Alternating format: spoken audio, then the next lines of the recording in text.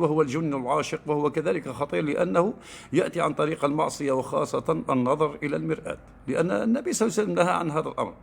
من يعالج المس بالرقية، لا يوجد من يعالج إلا بماء وزيت، ولكن المس يبقى بالداخل.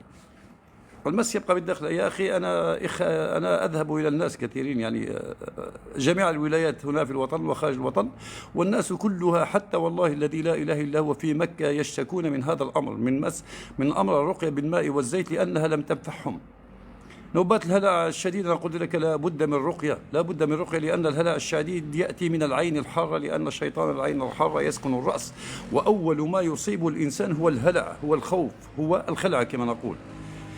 تعالجوه لابد من نحره، ليس له علاج، علاجه هو النحر فقط، لا علاج له، لا علاج له، فهمتي؟ لا علاج له، ليس، لا يعالج لا بمسك ولا بماء ولا بزيت ولا بأدوية، لا، علاجه هو نحره، فهمتم؟ بأنه دخل بيت